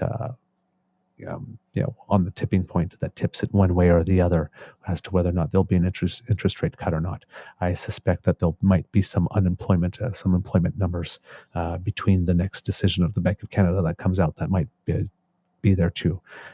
If employment shows to be rising at a rate that's a little faster than expected, that might be another cause for the bank to hold off on the next interest rate cut. If they go down, despite the rate of inflation, that might be enough for them to go ahead with it, the second one. Now, Bank of Governor Tiff Macklin has made it clear that he'll keep cutting rates only if he sees further evidence and inflation is really trending downward. Quote, since January, inflation has been below 3%, and our measures of underlying inflation have eased steadily. This has increased our confidence that inflation will continue to move closer to the 2% target this year. Let's see, what else do I have here with regard to that? So one of the things as well is, as we were mentioning with mortgages, right now it seems that only about 50% of homeowners have seen their mortgages renewed with these higher rates. So there's still a lot of pain to come on the household side. There's still about 50% of mortgage holders that are going to be renewing at rates that are higher, and they're hoping that the Bank of Canada rate goes down a little bit more so they don't get hit as hard before the time that they have to renew. So I think it is Mr. Altunes. I can't remember from which organization he's with off the top of my head. I'm so sorry that I don't have that information off the top of my head for you. Pedro Antunes. Oh, there we go. Pedro Antunes, the chief economist at the Conference Board of Canada, is saying that he has given us this data about the homeowners, and he says if we start to see that pain continue along with job losses, all of a sudden then we're starting to paint a very different picture for households, and a recession could still be possible even though we're going for that soft landing. So he says right now that picture is one of a soft landing where the economic slowdown doesn't quite slip into a recession, but that picture is rife with risk. This is just 1 month's numbers. Economic data almost never moves in a straight line, no matter how much we wish they would. But it's a good reminder that the path ahead will be volatile, one full of twists and turns most of us didn't see coming. And that latter part of the quote is from CBC's Peter Armstrong, who is their main financial reporter. So just some information here. So if you can, you're looking to make some plans with regard to your spending or borrowing, or if you're wondering what's going to be happening to your mortgage at some point soon, if you're renewing, that's a bit what's going on with interest rates at the moment. Another thing to mention, since we were talking about Peter Armstrong, because it kind of fits well together, there's another retirement in the news industry, and it's broadcaster Jeannie Lee, who is one of the main broadcasters, of course, in business, on the Business Files on CBC. She has been with the CBC for quite a long time, I believe. I think she's had a 26-year career, if I'm not mistaken. So yes, she is. She announced her retirement, and she has been getting a lot of much-deserved compliments from everybody in the media world. She was. I'm speaking about her like she's passed away. She is very, very, very respected, and always did really great work. I'm trying to find the tweet of hers where she did announce her retirement, because it was just so beautifully written. And unfortunately, I cannot find it. But thank you so much, Jeannie Lee, for all those years of really, really, really good information and doing quality work. Yesterday, we were talking about Scott Russell as well from CBC. He will be retiring from CBC Sports after this Olympic cycle.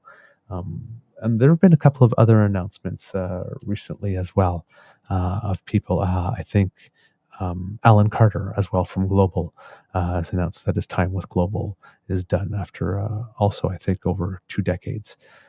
So, it's the torch is being passed. The torch is being passed. A lot of the faces that we recognized on our news, they're moving to other opportunities, and I think it's while we have some very good journalists coming up, there's no doubt about that.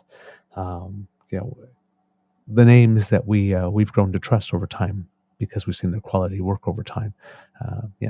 We're getting to that age again where they're starting to retire, and same thing, as the musicians that we liked, they're doing their farewell tours now, right?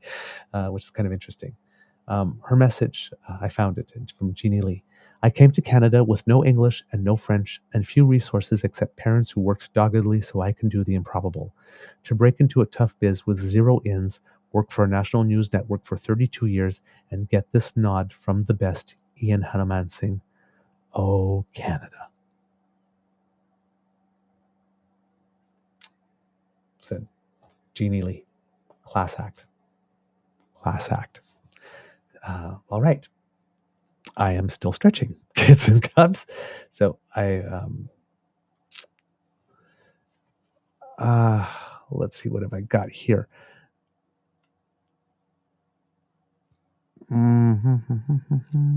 Just looking through some stuff. I apologize, kids and cubs. There we go. No, that's the same thing. That's the study about the wildfires. Okay, here we go. Here. Canada has decided that when it comes to electric vehicles, that there is going to be some tariffs placed on vehicles coming from China. Now, this is basically us following suit with the U.S. and the European Commission, who have accused China of unfair subsidies and oversaturating the market. Both of these strategies designed to drive out competition. The U.S. is responding with huge tariffs, and Canada is making some of the similar accusations, but so far, at least as of last week, 24th, didn't have the exact same response, at least not yet. My finance minister, Chrystia Freeland, said, what we've announced today is a short consultation for 30 days. And basically, she's looking to shore up the Canadian auto market to make sure that Canada does not become a dumping ground for Chinese oversupplies. So for the next month, says the government will meet with automakers, unions, and others to look for ways to deter Chinese manufacturers from flooding Canada with cut-rate electric vehicles. Quote, Chinese producers are quite intentionally generating a global oversupply that undermines EV producers around the world, including here in Canada, says Freeland. So the government has put up billions of dollars in subsidies and tax breaks, right, to help establish an electric vehicle manufacturing sector in Canada. We've seen all the announcements, recently, and Minister François-Philippe Champagne has had all of them, touting how Canada's positioning itself for the future in that sector. But there's fear that all of that work could be undercut by much cheaper cars that are made in China, where labor costs and environmental standards are much lower. U.S. President Joe Biden had already taken steps to keep those cars out of the American market. He's quoted as saying, when you make tactics like these, they're not competing. It's not competition, it's cheating. And he announced last month, in May, I think, that he was hiking tariffs on Chinese-made EVs from 25% to 100%. The European Commission is in talks with Beijing over EV exports, but has already imposed provisional tariffs on Chinese vehicles of between 17 and 38%. So Guy Saint-Jacques, who's a former Canadian ambassador to China, said that once the consultations are done, Canada will follow its allies. Quote, I think that the government clearly had no choice but to proceed with these consultations at this stage. In the short term, what we should expect is that there will be important tariffs that will be applied to Chinese EVs, and therefore I don't expect that Canadian consumers will be able to avail themselves of such cars in the near future.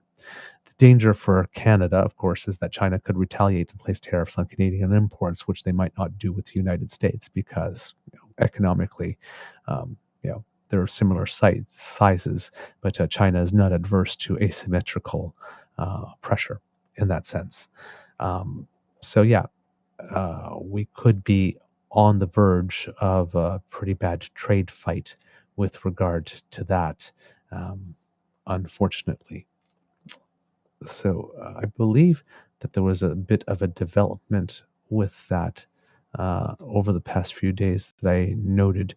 Yes, that before Canada can take action on imposing the tariffs on electric vehicles from China, the Canadian International Trade Tribunal has to complete an anti-subsidy investigation. So as Freeland says again, China is, quote, directing the oversupply that is undermining Canada's EV sector's ability to compete. So after and as we mentioned, she launched the month-long consultations from that point. Measures that are being considered is levying a surtax on Chinese vehicle imports, adjusting which cars are eligible for federal incentives here in Canada.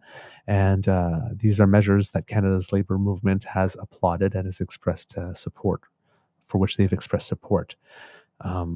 There is, quote, no justification to trade away high-paying, high-skilled jobs for cheap and high-carbon-intensive vehicles, says Chrystia Freeland, and Unifor is on record as saying that cheaper Chinese EVs come with a high domestic and environmental cost. So that's where those that stands at the moment in Canada. You'll be hearing a lot more about that, given that there'll be a consultation process. Like I said, there'll be the results from that, and there'll also be the results from the study from the Canadian International Trade Tribunal. So there'll be 2 or 3 more dates on the political calendar coming up during which critical information will be coming up.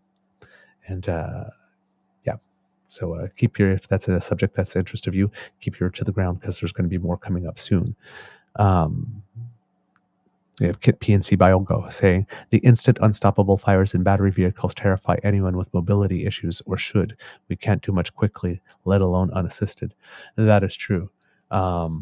It's actually interesting. My Beaver sweetie was having a conversation with some of his family members about that, about the batteries, because the more energy you concentrate into them, the more heat they give off, and then you have to be able to find a way to be able to encase that heat so that things don't happen. If you remember the Samsung 7 phones, I believe, a few years ago, that were suddenly catching fire. It was everything was getting so hot, and that it wasn't properly encased to resist that heat. Yes, in an electric car, that can happen would be very scary in any situation to begin with. And then, yes, if you do have mobility issues, if your car is more likely to catch fire now than it was with the old combustion engine, that would be a very, very big concern. It'd be a big concern. I will Kit PNC Bio. I will mention that actually to my Beaver sweetie, because, like I said, right now he's doing the chemistry part, but he also is a mechanical engineer. So that might be a consideration in design that might want it to be taken into consideration earlier in the process, to make sure that when as the technology gets better, the standard is such that the safety standard is such that it is inclusive for people that need more time to be able to get out of a vehicle or need to wait for assistance. It's a very, very good point. And I thank you so much for raising it in the chat. So our kids are just wonderful. They just add so much context and personal experience, because when we're talking about laws, they often are written to be broad enough that they can be helpful, but still specific enough that you can do something with them. And it's a good thing. It's a good thing to be able to, the quicker and earlier in the process that you can put these things into consideration, the better the product usually is, and the legislation is at the end. So good. I'm glad about this. Another bit of news here. We were talking about on the show. We mentioned in Ontario, for example, they were changing the education curriculum to allow students as young as in grade 11 to go more towards the trades. And we were concerned about that, not because we don't think that there should be programs for kids who are interested in trades to be able to get experience early, or to be able to get education in that field if that's their interest early, but more in the sense that if we do that, what are elements of the core curriculum that they no longer need to learn? Because we have a core curriculum for a reason. These are the minimal things that we need to know to be able to all have a level playing field in society. And when we talk to each other, we communicate to each other. We all know these things, and we all have these basic abilities. your basic arithmetic and reading and writing and the basic concept of the history of the nation, the basic concept of geography, basic that so that we can function all together. So deciding what it is that you no longer need to know in order to be able to do that, particularly at that age, it was a little concerning. And then we heard about in Saskatchewan that there's talk about adding some oil and gas elements to the curriculum, which again could have some positive aspects in certain ways, but it has to be very, very, very careful. Kitsasi here says they just announced this in Nova Scotia too. We already have problems with kids, mostly boys, leaving school to get out on a boat because money is more appealing than knowledge. Indeed. And as we've talked in the mental health week, mental health walk week, the amount of young boys dropping out of school is an issue in Canada in particular. So we have these two things going on, and Mr. Grizzly often makes the point about wanting to bring back child labor. There is something that happened in Saskatchewan. It seems that the Saskatchewan Chamber of Commerce has decided that in order to address the worker shortage in that province, that they will be asking the government to lower the minimum legal age to work to 13. Alexander Silberman, according to the CBC, this is from a CBC article here, Alexander Silberman, I'm tripping over my tongue. Alexander Silberman has more small ras. You know what? This sentence is not working for me. I'm going to skip that part. So lowering the minimum legal age to work to 13 is part of the Saskatchewan Chamber of Commerce recommendations to parties for the upcoming provincial election. The organization says that there's a labor shortage and lowering the minimum working age could help fill jobs. 14 is currently the minimum age in Saskatchewan, with exceptions for jobs like farming or operating a family business. 14 is in line with most other provinces, but in Manitoba and Alberta, 13-year-olds are eligible to work. So we're talking about kids as young as grade 7 and grade 8. Sean Tucker, who's a professor of occupational health and safety at the University of Regina, says that this could be dangerous in the sense that, for example, a younger worker is limited to light duty work, but along the way, as could get assigned to more risky tasks, and says that skills like responsibility can be developed elsewhere, such as volunteering, for example. Now, there is evidence, however, that part-time jobs give teens a competitive advantage later in life. A BC study followed working 15-year-olds for a decade and found as adults they had better suited jobs and higher wages. Marjan Hausmand is the co-author of the report, and she says that we suspect is that those teenagers who can manage to work and go to school, they're developing that time management. Now, the government of Saskatchewan says it is not currently discussing the idea of lowering the working age, but with a provincial election on the horizon, who knows what ends up in the platform. Now, this, again, worries me in such a way, in some ways.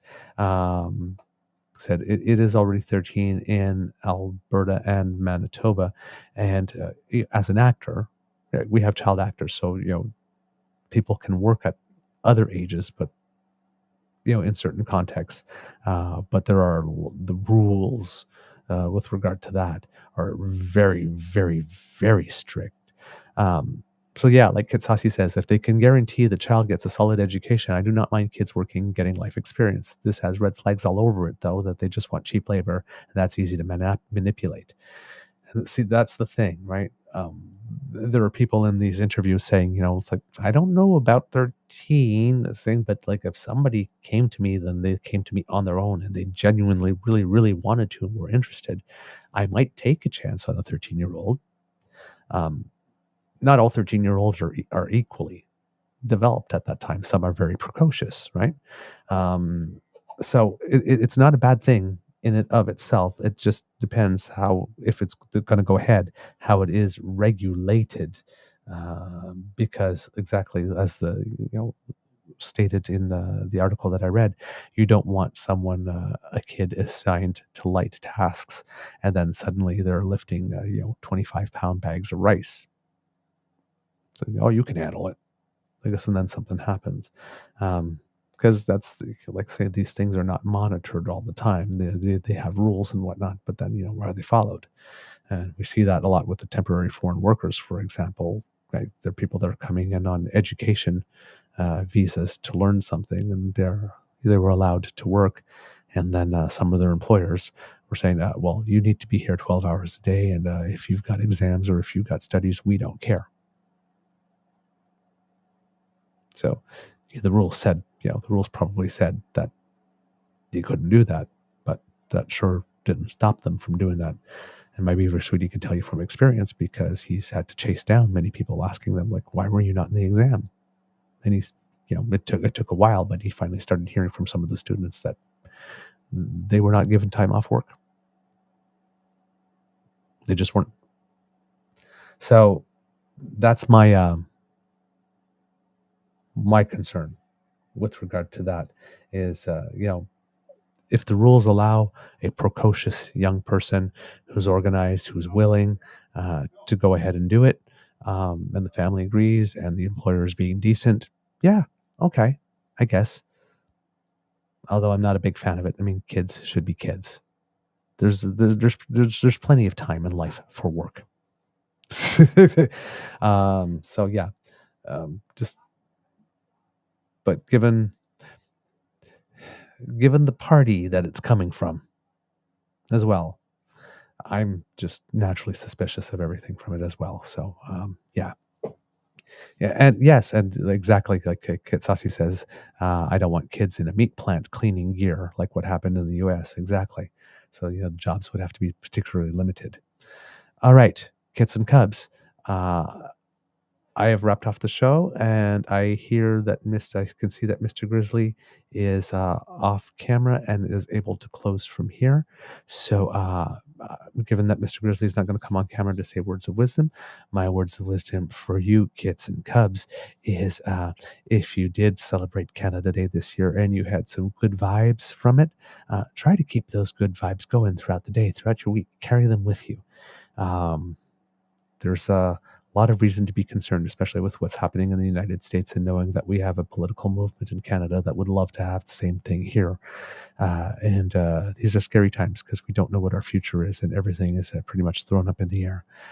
So do try to enjoy the people around you as much as possible, and to try to make some time in your day and in your life for things where you don't have to focus on everything that's going on in the world for a bit, that you can just be with people you enjoy, doing things you enjoy. All right. Mr. Grizzly, if you could please. You are listening to a True North Eager Beaver Media Incorporated podcast. The True North Eager Beaver podcasts are proudly brought to you by our founding sponsors, the Misfit Mysteries from Corvid Moon Publishing, your source for science fiction, fantasy, and cozy mysteries featuring a broad diversity of characters. CanadianTarot.com, their uniquely Canadian online eclectic tarot community. And the Peppermaster, hot pepper sauces made from farm-fresh ingredients to thrill your taste buds and expand your mind. We are grateful to the Crier Media Network for its support, Pete Jarvis for our artwork, and Paul Joseph Something for our opening and closing sequence music.